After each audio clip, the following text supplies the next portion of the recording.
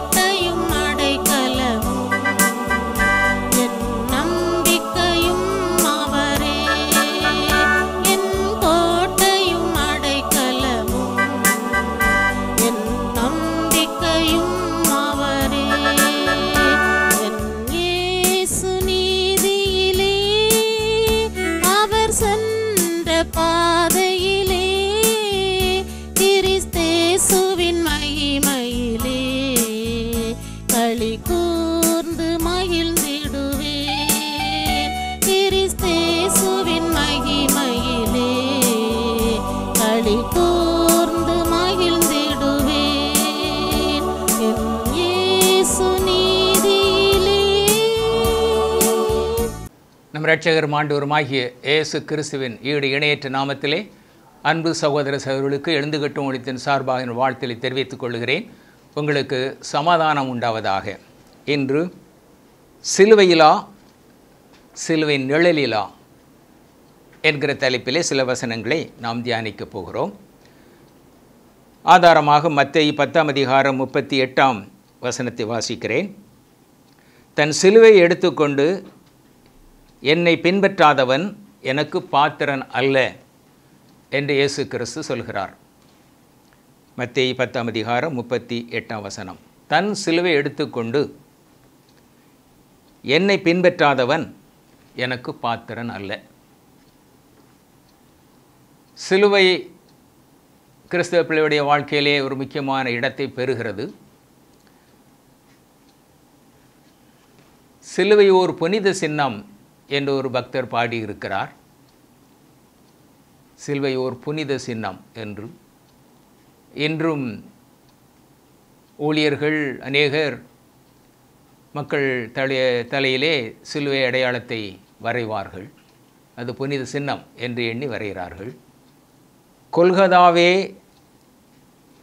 கொலைமரமே என்ற ஒரு பாடல் உண்டு. அது ஒரு பக்தன் பாடியிருக்கிறார். கொல்கதாவே கொலைமரமே, கொல்கதாவின் கொலைமரம். கொல்கதா மலையிலே இயேசு கிறிஸ்து சிலுவையில் அறையப்பட்டார். ஆகவே கொல்கதாவே கொலைமரமே என்று அது ஒரு புனித சின்னம் அல்ல, அது கொலை மரம் என்று ஒரு பக்தன் பாடியிருக்கிறார். இன்னும் சிலுவை நிழலில் அனுதினம் அடியேன் சாய்ந்து இளைப்பாறிவு என்ற ஒரு பாடலையும் ஒரு பக்தன் பாடியிருக்கிறார். சிலுவை நிழலில் அனுதினம் அடியேன் சாய்ந்து இளைப்பாறிடுவேன் என்று. என் அன்பு தேவ ஜனமே, இயேசு கிறிஸ்து என்னும் வேதாகமம் சிலுவை குறித்து என்ன சொல்கிறது என்று நாம் சில வசனம் மூலமாக தியானிக்க முற்படுவோம். வேதம் இயேசு கிறிஸ்துவை சிலுவையிலே அறைந்ததை நமக்கு விளக்கமாய் சொல்லுகிறது. ஆனால் வேதாமத்து விளக்கத்தின்படி அது ஒரு கொலைமரமாகவோ அல்லது ஒரு புனித சின்னமாகவோ அல்லது அதன் அடியிலே தங்கி நாம் இளைப்பாற வேண்டும் என்றோ வேதம் எந்த இடத்திலும் குறிப்பிடவில்லை. மாறாக மனிதன் தன்னை சிலுவையிலே அறைய வேண்டும் என்றுதான் வேதம் குறிப்பிடுகிறது. பார்த்தோம் என்றால் சிலுவையும் அன்றாட வாழ்க்கையும் நாம் பார்ப்போம். 1 பேதுரு 5:6 வாசித்தோமானால், ஏற்ற காலத்திலே தேவன் உங்களை உயர்த்தும்படிக்கு அவருடைய பலத்த கைக்குள் அடங்கியிருங்கள் என்று வேதம் நமக்கு குறிப்பிடுகிறது. கடந்த நாட்களை திரும்பி பார்க்கும்போது நமக்கு பலவிதமான கஷ்டங்கள் துன்பங்களை நாம் கடந்து வந்தது நமக்கு நினைவில் வரலாம். உண்மையிலேயே நமக்கு நாம் விரும்பாத ஒரு காலமாக இருந்திருக்கலாம். அநேக மக்கள் தேவையில்லாமல் கடனை வாங்கி அதன் மூலமாக பாரப்பட்டு கடன் சுமையால் அழுத்தப்பட்டு அநேக மக்கள் தற்கொலை செய்து கொள்வதை நாம் பத்திரிகைகளிலே பார்க்கிறோம், செய்திகளிலே கேள்விப்படுகிறோம். ஏராளமான மக்கள் விதமாக கடன் பிரச்சனையினால் பாதிக்கப்பட்டு அதை கொடுக்க வழியில்லாமல் போய்விட்டதே என்று அநேக மக்கள் விதமாக தற்கொலை செய்து கொள்கிறார்கள். வியாபாரம் நஷ்டமடைந்து விட்டது, வாங்கிய கடனை கொடுக்க முடியவில்லை, வட்டியை கொடுக்க முடியவில்லை என்று மிகுந்த வேதனையினால், தாங்க முடியாத சோதனையினால், வேதனையினால் அநேக மக்கள் தற்கொலை செய்து கொள்கிறார்கள். இன்னும் அநேக மக்கள் திருமணமாகி அவர் எதிர்பார்த்தபடி தன்னுடைய கணவன் இல்லாதபடியினாலே கணவன் குடிகாரனாகவோ அல்லது ஒழுங்காக வேலைக்கு போகாதவனாகவோ மனைவியை நேசிக்காதவனாகவோ, கணவனை பெற்ற அநேக சகோதரிகள் இருக்கிறார்கள், பெண்கள் இருக்கிறார்கள். கணவன் மூலமாக பலவிதமான பாடுகளை, துன்பங்களை, வேதனையை அனுபவித்து கொண்டு இருக்கிற மக்கள் உண்டு. ஆகவே அதுவும் அவர்கள் ஒரு சிலுவையாகவே, ஒரு கணவன் மனைவிக்கு சிலுவையாக அமைய முடியும். கடன் பிரச்சனைகள் மக்களுக்கு ஒரு சிலுவையாக அமைய முடியும்.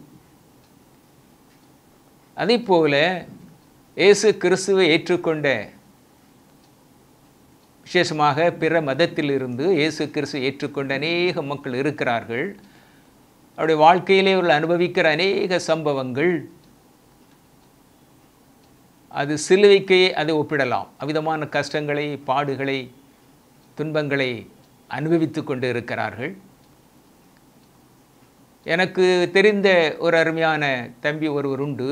பிராமண வகுப்பைச் சேர்ந்தவர். இயேசு கிறிஸ்துவை ஏற்றுக்கொண்டு ஞானஸ்நானம் பெற்று அவருடைய ஊழியத்தையும் செய்ய ஆரம்பித்தார். வல்லமையான சாட்சியாக வாழ்ந்து கொண்டு இருக்கிறார். அவர் தன்னுடைய குடும்பத்தார் தன்னை எவ்விதமாக நடத்துகிறார்கள் என்று சொல்லி என்னிடத்திலே கண்ணீரோடு பகிர்ந்து கொள்ளுவார். விடுமுறையில் வந்தால் யாரும் பேச மாட்டார்கள். தங்கைக்கு திருமணமாயிற்று, தம்பிக்கு திருமணமாயிற்று, என் திருமணத்தை குறித்தவர் யாரும் கவலைப்படவில்லை. ஆனால் நான் இங்கே ஏர்ஃபோர்ஸில் இருக்கிற நான் மாதம் அவர்களுக்கு ஒழுங்கான பணத்தை நான் எம்ஓ பண்ணி விடுவேன். அதை மட்டும் வாங்கி கொள்வார்கள். ஊரில் என்னால் 2-3 நாளுக்கு மேல் தங்க முடியாது. திரும்ப ஏர்ஃபோர்ஸ் ஸ்டேஷனுக்கு வந்து விடுமுறை நாட்கள் இங்கேயே நான் இருப்பேன். என் திருமணத்தை குறித்தவர்கள் கவலை இல்லை, யாரும் பேச மாட்டார்கள். அவ்விதமாக இயேசு கிறிஸ்து ஏற்றுக்கொண்டபடியினாலே என் வாழ்க்கை குடும்பத்தார் மூலமாக, பெற்றோர் சகோதரர் மூலமாக இவ்விதமாக நான் பாடுகளை அனுபவிக்க வேண்டியதாக இருந்தது என்று அந்த வேதனையான நாட்கள் நினைவு கூறுவார். அது அவருக்கு ஒரு சிலுவையாகவே இருந்தது. ஆக அன்றாட வாழ்க்கையிலே மனிதர்கள் சிலுவையை அனுபவிக்க முடியும். யாருக்கு? இயேசு கிறிஸ்துவின் பிள்ளைகளாய் வாழ்ந்து கொண்டு இருக்கிறவர்களுக்கு, மனம் திரும்பி இயேசு கிறிஸ்துவின் பிள்ளைகளாய் வாழ்ந்து கொண்டு இருக்கிறவர்களுக்கு. இன்னும் பார்த்தோம் என்றால் ஊழியத்திலே சிலுவையை சுமப்பதை நாம் அநேகர் சிலுவை நாம் பார்க்க முடியும். பவுல் அப்போஸ்தலர் 9:6 தேவனிடத்திலே இயேசு கிறிஸ்துவை கேட்கிறார், நான் என்ன செய்ய சித்தமாய் இருக்கிறீர் என்று கேட்கிறார். தமஸ்கு பாதையிலே அவர் இயேசு கிறிஸ்துவால் சந்திக்கப்பட்ட போது அவர் குதிரையிலிருந்து கீழே விழுந்து கண் பார்வை இழந்து, பவுலே பவுலே என்னை ஏன் துன்பப்படுத்துகிறாய் என்று சொன்ன வார்த்தையை கேட்டு, நீர் யார், நான் என்ன செய்ய சித்தமாக இருக்கிறீர் என்று கேட்டார். அதிலிருந்து அவர் இயேசு கிறிஸ்துவை இரட்சகராய் ஏற்றுக்கொண்டு ஊழியத்தை ஆரம்பிக்கிறார். ஏராளமான சபைகளை ஸ்தாபிக்கிறார். ஆனால் வாழ்க்கையில் பூராவும் அவர் அனுபவித்ததெல்லாம் பாடுகள். அதுதான் அவருக்கு, அவர் ஊழியமே அவருக்கு ஒரு சிலுவையாக இருந்தது. பல தடவை, எத்தனையோ தடவை கல்லெறியப்பட்டு மரித்து போனார் என்ற நிலைமையிலே இருந்தவர். கப்பல் சேதம், பசி பட்டினி வாடினவர், சிறைச்சேதம், இவ்விதமாக பலவிதமான பாடுகளை அவர் சகித்தார். அதுதான் அவருக்கு சிலுவையாய் இருந்தது. இன்னும் மோசே குறித்து நாம் பார்க்கும்போது, மோசே சொல்லுகிறது, எபிரேயர் 11:24 வாசித்தோமானால், விசுவாசத்தினாலே மோசே தான் பெரியவனான போது பார்வோனுடைய குமாரத்தின் மகன் எனப்படுவதை வெறுத்து அனித்தியமான பாவ சந்தோஷங்களை அனுபவிப்பதை பார்க்கிலும் தேவனுடைய ஜனங்களோட துன்பத்தை அனுபவிப்பதையே தெரிந்து கொண்டு இனிவரும் பலன்மேல் நோக்கமாயிருந்து எகிப்திலுள்ள பொக்கிஷங்களிலும் கிறிஸ்துவின் நிமித்தம் வரும் நிந்தையை அதிக பாக்கியம் என்று எண்ணினான். மோசே சிறு குழந்தையாக இருக்கும்போதே பார்வோனுடைய குமாரத்தின் மகனாக, வளர்ப்பு மகனாக வளர்க்கப்படுகிறான். அரண்மனையிலே இருக்கிறான். எந்த குறைச்சலும் இல்லை. மிக சந்தோஷமாக ராஜபோகம் அவனுக்கு. எகிப்திய கலைகளெல்லாம் கற்றுக்கொள்கிறான். கிட்டத்தட்ட ஒரு இளவரசனை போல் வாழ்ந்து கொண்டு இருக்கிறான்.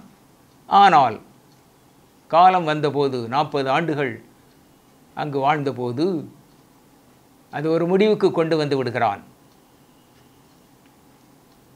இது எனக்கு கர்த்தர் கொடுத்த வேலை அல்ல, இது கர்த்தருடைய அழைப்பு அல்ல என்பதை தெரிந்து கொண்டு அவன் அரண்மனை விட்டு புறப்பட்டான் என்று வேதம் நமக்கு சொல்கிறது.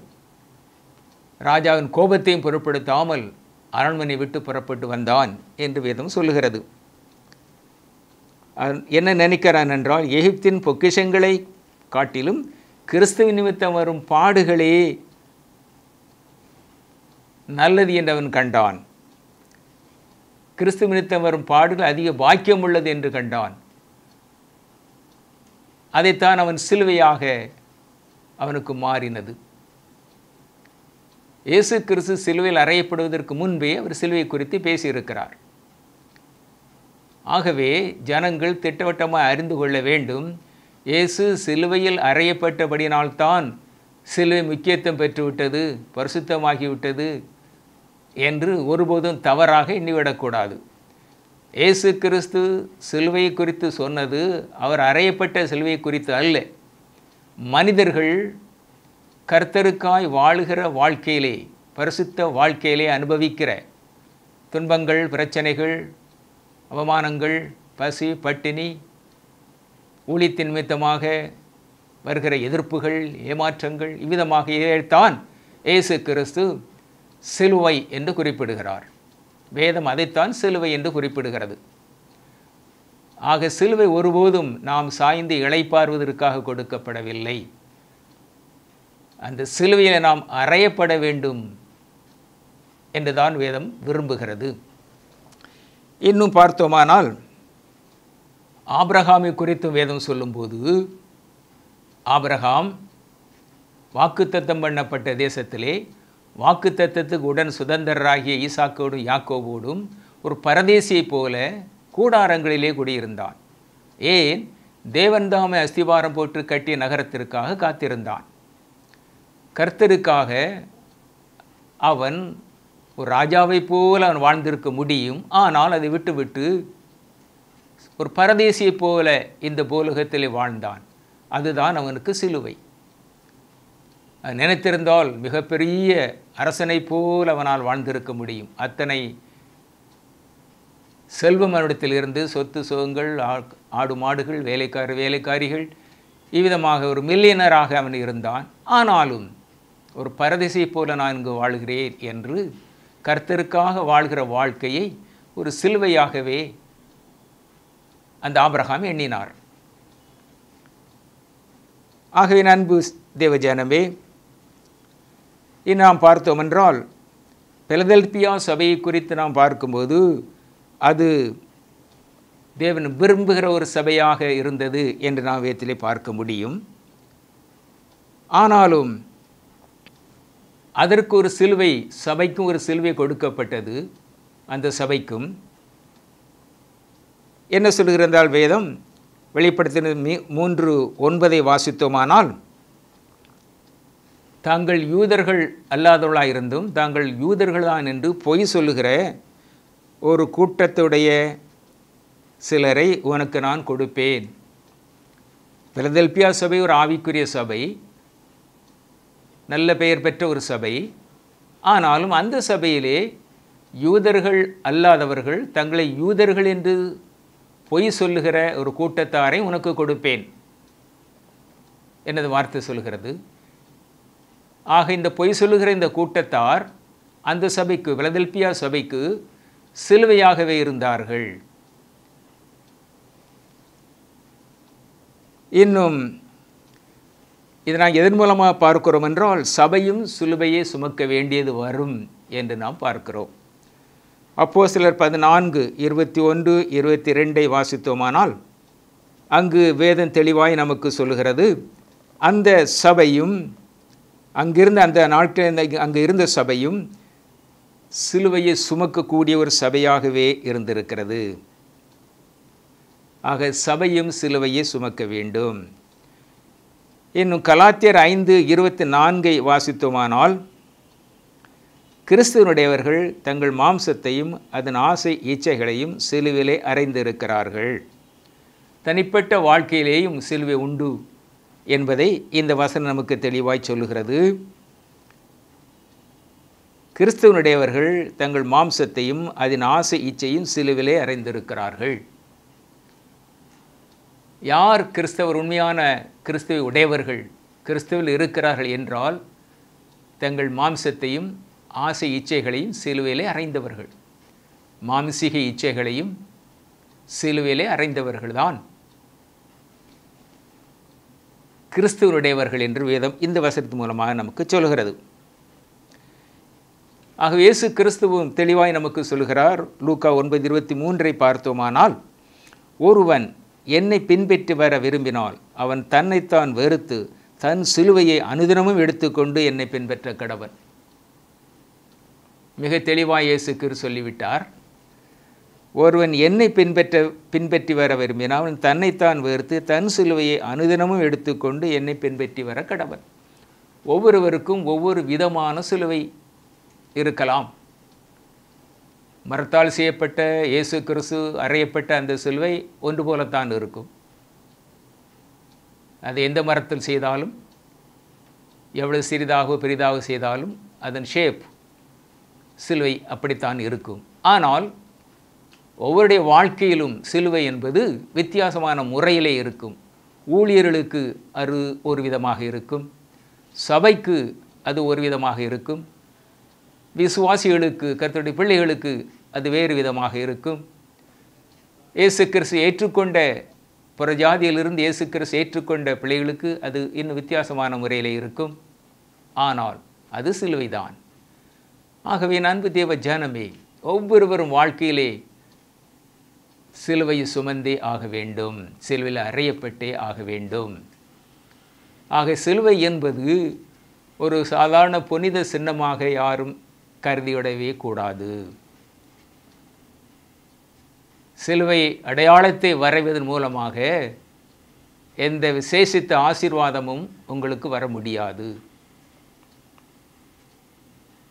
சிலுவையிலே நாம் அறையப்பட வேண்டுமே தவிர சிலுவை வரைந்து வைத்து பிரயோஜனம் இல்லை என்பதை என் அன்பு தேவ ஜனமே நாம் தெளிவாக அறிந்து கொள்ள வேண்டும்.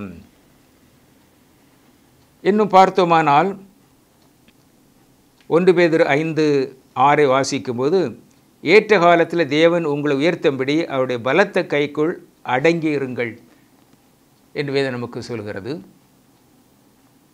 ஏனென்றால் ஒரு சிலுவை ஒன்று நமக்கு உண்டு.